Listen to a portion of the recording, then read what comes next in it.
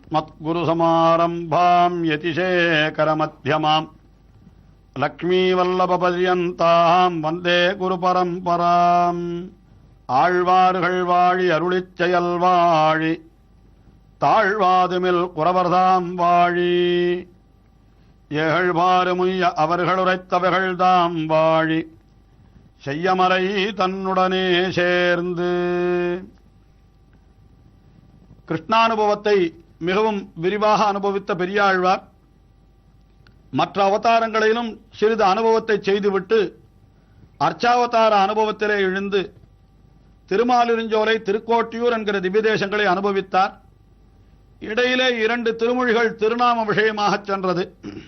அதற்கு பிறகு மறுபடியும் திவ்யதேச அனுபவத்தை தொடங்கி கண்டமென்னங் கடிநகர் என்கிற திவ்யதேசத்தை அனுபவிக்கிறார். இந்த கண்டமென்னங் கடிநகர் என்கிற திவ்யதேசம் பத்ரிகாசிரமத்திற்கு செல்லும் வழியிலே அமைந்திருக்கிற ஒரு திவ்ய தேசம். வடதேசத்திலே வடநாட்டிலே இருக்கக்கூடிய ஒரு திவ்ய தேசம். இது தேவப்பிரயாகை என்று தற்பொழுது வழங்கப் பெறுகின்றது. இந்த திவ்ய தேசத்திலே எழுந்துள்ளிருக்கிற எம்பெருமானை ராமபிரானாக முதல் பாசுரத்திலே அனுபவித்தவர். கீழே சில பாசுரங்களிலே அவனை கண்ணபிரானாகவும் அனுபவித்தார். அந்த அனுபவம் மேலும் தொடர்கிறது பெரியாழ்வாருக்கு. இப்பொழுது நாம் அனுபவிக்கவிருக்கின்ற இந்த 8வது பாசுரத்திலேயும் அவனை கண்ணபிரானாகவே அனுபவிக்கிறார். கண்ணபிரான் பாண்டவர்களுக்காக அவன் என்ன செய்தான்? அந்த துரியோதனாதியர்களை அழித்தான் அல்லவா? அப்படிப்பட்ட எம்பெருமான் என்று அவனை சொல்லி அவன் எழுந்தருளி இருக்கிற திவ்யதேசம் என்று இந்த 8வது பாசுரத்திலே அனுபவிக்கிறார். திரைபொரு கடல் சோழ் தென்மதில் துவரவேந்து தன்மை துணன்மார்க்காய் அரசினை அவிய அரசினை அருளம் அறிபுருடோத்தமனமர்வே நிரநிறையாக நெடியறையோபம் நிரந்தர முழக்க வெட்டு 2 கரபுர வேள்வி புகமல் கங்கை கண்டமெண்டங்களினகரே. திரைபொரு கடல் சூழ் திண்மதில் துவரைவேந்து என்று முதலிலே அந்த கண்ணபிரானுடைய ஒரு பெருமையை தெரிவிக்கின்றார். கண்ணபிரான் எப்படிப்பட்டவன் என்னால் துவாரகாதீசன், துவராபதி மன்னன் என்றெல்லாம் கொண்டாடப் பெறுபவன். துவாரகை என்பது அவன் எழுந்தருளியிருந்த பட்டணம். அந்த பட்டணத்திற்கு அவன் அதிபதியாக இருந்தான் என்று அதைத்தான் துவரை வேந்து என்கிறார். துவரை என்னால் துவாரகை, அதனுடைய வேந்தன் துவரை வேந்து. அந்த துவரை எப்படிப்பட்டது என்று கேட்டால் திரை பொரு கடல் சூழ் துவரை என்று கடலாலே சூழப்பட்ட இடம் அது. அதை பற்றி புராணங்களிலே எல்லாம் தெரிவிக்கப்பட்டிருக்கிறது. மகாபாரதத்திலேயும் தெரிவிக்கப்படுகிறது. பகைவர்களுடைய துன்பம், அதாவது அடிக்கடி அவர்கள் ஜராசந்தன் முதலானவர்கள் படையெடுத்து வருகின்றபடியினாலே மதுரா நகரத்திலே இருக்கிற இருப்பு சிரமமாக இருக்கிறது என்று கண்ணபிரான் என்ன பண்ணினான்? கடலினுடைய நடுவிலே ஒரு பூமியை உண்டாக்கி அங்கே ஒரு பட்டணத்தை அமைத்தான். அதுதான் துவாரகை என்று சொல்லப்படுகிறது. ஆக கடலுக்கு நடுவிலே அமைந்திருக்கிறபடியினாலே அது திரைபொரு கடல் சூழ் துவரை. அதற்கு வேந்தனாயிருந்தவன் கண்ணபிரான். அவன் என்ன செய்தான்? தன் மைத்துனன்மார்க்காய் அவனுடைய உறவினர்கள், அதாவது திரௌபதி என்கிறவளை அவன் தன்னுடைய சகோதரியாக கண்ணபிரான் கருதினபடியினாலே திரௌபதியினுடைய அந்த பர்த்தாக்களான இந்த பாண்டவர்களை கண்ணனுக்கு மைத்துனன்மார்கள் என்று சொல்லுகின்றார் ஆழ்வார். அப்படி தன் மைத்துனன்மார்க்காய் அந்த பாண்டவர்களுக்காக என்ன செய்தான் கண்ணன்? அரசனை அவியா. அரசன் என்னால் இங்க தன்னை அரசன் என்று இருமாந்திருந்தவன் யார் என்றால் அந்த துரியோதனன் தான். துரியோதனன் என்றால் அவன் மட்டுமா? அவனைச் சேர்ந்த அத்தனை பேர்களும் அழிந்து போகும்படியாக செய்து என்ன செய்தான் கண்ணன்? முடிவிலே அரசினை அருளும். அவன் பறித்து கொண்ட ராஜ்யத்தை அவனிடத்திலிருந்து மீட்டு மறுபடியும் அந்த மைத்துனன்மார்களான பாண்டவர்களுக்கு கொடுத்தான் என்று அவனுடைய பெருமையை தெரிவிக்கின்றார். ஆக இப்படி துவரை வேந்து தன்னுடைய மைத்துனன்மார்க்காய் அரசனை அவியச் செய்து பாண்டவர்களுக்கு அரசனை அருள் செய்தான்.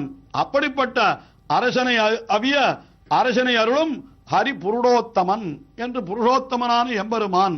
அவன் எழுந்தருளியிருக்கிற இடம் எப்படிப்பட்ட இடம் என்னால் கங்கையின் கரைமேல் கண்டமென்னங் கடிநகர்.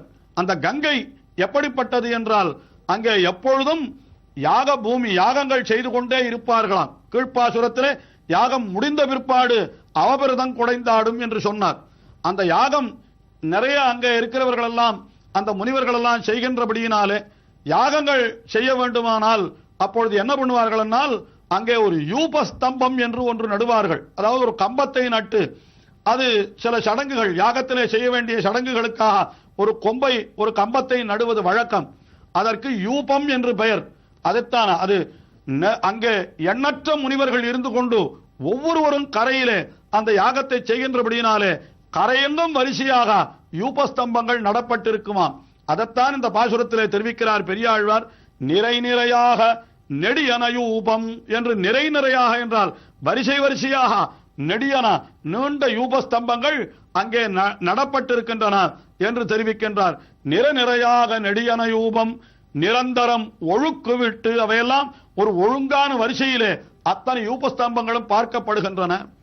அதே மாதிரி 2 கரைபுரை வேள்வி புகை கமல், இப்படி 2 கரைகளிலேயும் அப்படி யூபஸ்தம்பங்கள் யாகங்கள் இருக்கிறபடியினாலே அந்த யாகத்தினுடைய புகைகள் வேள்வி புகைகள் எல்லாம் அந்த கங்கை கரையிலே எப்பொழுதும் சூழ்ந்து கிடக்கிறது என்று அந்த கங்கையினுடைய பெருமையை சொல்லி அப்படி வேள்வி புகைகமல் கங்கையின் கரைமேல் கண்டம் என்னும் கடிநகர் என்கிற திவ்யதேசம்தான் என் புருடோத்தமன் வாழ்வு, புருடோத்தமன் இருக்கை என்ற எம்பெருமான் எழுந்தருள் இருக்கிற இடம் என்று இப்படி அந்த திவ்யதேசத்தை வர்ணித்தார் இந்த 8வது பாசுரத்திலே. அடுத்தபடியாக என்ன தெரிவித்தார் என்னால் 9வது பாசுரத்திலே தெரிவிக்கின்ற பொழுது இது இந்த கண்டம் என்னும் கடிநகர் என்கிறது வடநாட்டிலே அமைந்திருக்கிற திவ்யதேசம் என்று சொன்னோம். வடநாட்டிலே இருக்கிற ஒரு திவ்யதேசம். இந்த ஒரு திவ்யதேசத்தை இந்த பெரியாழ்வார் ஒருத்தர் மட்டுமே மங்களாசாசனம் செய்திருக்கிறார். ஆனால் வடதேசத்திலே இன்னும் கூட பல பல திவ்யதேசங்கள் இருக்கின்றன. நம்முடைய ஸ்ரீ வைஷ்ணவ ஆச்சாரியர்கள் அருளி செய்த கணக்கிலே நாம் கொண்டு பார்ப்போமானால் வடநாட்டிலே 11 திவ்யதேசங்கள் அமைந்திருக்கின்றன என்று ஒரு கணக்கு சொல்லுகிறார்கள். 6 தொண்டை என்று அப்படி சோழ நாட்டிலே 40, தொண்டை நாட்டிலே 22 என்று இப்படியெல்லாம் கணக்கெடுத்து பார்க்கிற பொழுது வடநாட்டிலே பல திவ்யதேசங்கள் இருக்கின்றன. அந்த திவ்யதேசங்களிலே பெரும்பாலானவற்றை தொகுத்து ஒரே பாசுரத்திலே அருளி செய்கின்றார்.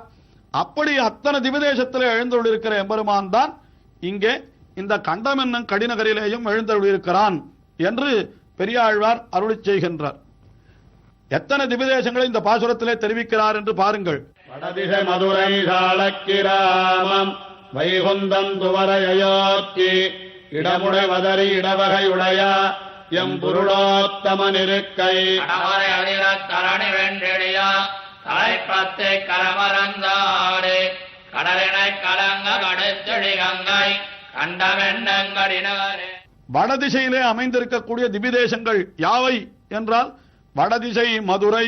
மதுரை என்னால் அதுதான் கண்ணபிரான் அவதரித்த திவ்யதேசம். மதுரா நகரத்திலே என்றோ கண்ணபிரான் பிறந்தான். அது வடதிசை மதுரை என்கிறார். ஏன் அப்படி சொல்ல வேண்டும் என்றால் தென் திசையிலேயும் ஒரு மதுரை இருக்கிறது. அதை வேறுபடுத்தி காட்டுவதற்காக வடதிசை மதுரை என்கிறார். நாம் தமிழிலே மதுரை என்கிறோம், வடக்கே அதை மதுரா என்பார்கள். ஆஹா, வடதிசை மதுரை. இன்னும் ஒரு திவ்யதேசம் போனால் சாளக்கிராமம். சாளக்கிராமம் என்பது அது இன்றைய தினம் நேபாள தேசத்திலே இருக்கக்கூடிய ஒரு திவ்ய தேசமாகும். அது சாளக்கிராமம் என்று பெயர். முக்திநாத் என்று இப்பொழுது வழங்க பெறுகின்றது. அது முக்திநாத் யாத்திரை செல்வதே மிகவும் பெரிய வைபவமாக சொல்லப்படுகின்றது. அப்படிப்பட்ட அந்த முக்திநாத் அங்கே அந்த திவ்யதேசத்திற்கு சாளக்கிராமம் என்று பெயர். அங்கிருந்து எடுத்து வரக்கூடிய அந்த கற்களைத்தான் நம்முடைய இல்லங்களிலே கூட சாளக்கிராமம் என்றே சொல்லி எம்பெருமானுடைய வடிவாக தினந்தோறும் திருவாராதனம் செய்கின்றோம். அந்த திவ்யதேசத்தை சொல்லுகின்றார் சாளக்கிராமம் என்று சொல்லுகின்றார். வடதிசை மதுரை சாளக்கிராமம். அதற்கு பிறகு வைகுந்தம் என்னால் அது பரமபதமாகிற ஸ்ரீவைகுண்டம். அதுவும் 108 திவ்யதேசத்திலே ஒன்றுதானே. அதற்கு பிறகு துவரை. துவரை என்னால் அதுதான் கண்ணபிரான் ராஜ்யமாண்ட இடம். அயோத்தி என்று ராமபிரான் பிறந்ததும் அங்கேதான், ராஜ்யம் ஆண்டதும் அங்கேதான். கண்ணனுக்காவது பிறந்தது மதுரை, அது ராஜ்யத்தை ஆண்டது துவரை. ஆனால் ராமபிரானுக்கு அயோத்தி என்ன அந்த அயோத்தியை தெரிவிக்கின்றார். ஆஹா, இப்படி வடதிசை மதுரை சாளக்கிராமம் வைகுந்தம் துவரை அயோத்தி இடமுடை பதரி என்னார். மிகவும் விசாலமான பதரிகாசிரமம். இதுவும் வடதேசத்திலே இருக்கிற ஒரு திவ்யதேசம் தானே. எல்லாரும் அறிந்த பிரசித்தமான திவ்யதேசம். பதரி என்றாலே அந்த இலந்தை மரத்திற்கு பதரிகம் என்று பெயர். பதரிகாசிரமம் என்றால் இலந்தை மரங்களாலே சூழப்பட்ட ஒரு ஆசிரமமாது. ஆகினாலே அது பதரிகாசிரமம் என்றே வழங்கப் பெறுகின்றது. அப்படிப்பட்ட இடமுடை வதரி இவற்றையெல்லாம் இடவகை உடைய தனக்கு இருப்பிடமாக உடைய எம் புருடோத்தமன், என்னுடைய புருஷோத்தமனான எம்பெருமான் அவன் எழுந்தருளி இருக்கிற இடம் எது என்று கேட்டால் அது கண்டம் என்னும் கடினார். மதுரா நகரத்திலே, துவாரகையிலே, அயோத்தியிலே, இப்படி பத்ரிகாசிரமத்திலே, வைகுண்டத்திலே எழுந்தருளி இருக்கிற எம்பெருமான் யாரோ அவன்தான் இந்த கண்டம் என்னும் கடிநகரிலேயும் எழுந்தருளி இருக்கிறான். அந்த கண்டம் என்னும் கடிநகர் அது எப்படிப்பட்டது என்றால் கங்கையினுடைய கரையிலே இருக்கிறது. அந்த கங்கை எப்படிப்பட்டது என்றால் தடவரை அதிர தரணி விண்டிடிய தலைப்பற்றி கரைமரம் சாடி பெருத்த வேகத்தோடு வருகிறதாம். அந்த கங்கை என்கிறது அவ்வளவு ஆரவாரத்தோடு வருகிறது. வருகிற பொழுது என்ன செய்கிறது என்றால் வழியில இருக்கக்கூடிய அந்த மரங்களை எல்லாம் முறித்து கொண்டு அது பெரிய வெள்ளமாக வருகிறது. தடவரை அதிர என்னால் அங்கே இருக்கக்கூடிய மலைகள் எல்லாம் அதிரும்படியாக வேகமாக வருகிறது. தரணி விண்டிடிய என்னால் பூமியானது அப்படியே பிளந்து போகும்படியாக அப்படி பெருக்கெடுத்து ஓடுகிறது. தரணி விண்டிடிய தலைப்பற்றி கரையிலே இருக்கக்கூடிய மரங்களை எல்லாம் சாடி என்னால் மரங்களை எல்லாம் அப்படி சாய்த்து கொண்டு அது என்ன பண்ணுகிறது என்ன கடலினை கலங்க என்று கடலே கலங்கும்படியாக கடுத்து இழிகங்கை என்று அது அப்படி பெரிய ஆரவாரத்தோடு அந்த எம்பெருமானை, இந்த கண்டம் என்னும் கடிநகரிலே எழுந்தருளிருக்கிற எம்பெருமானை சேவிக்க வேண்டும் என்பதற்காக அந்த கங்கை ஆறு இப்படி ஆரவாரத்தோடு வருகிறதாம். அப்படிப்பட்ட கங்கையின் கரைமேல் கண்டம் என்னும் கடிநகரிலே எம்பெருமான் எழுந்தருளிருக்கிறான் என்று அவனை அனுபவிக்கின்றார். அனுபவம் இன்னும் தொடர்கிறது. அடுத்த நிகழ்ச்சியிலே பார்ப்போம்.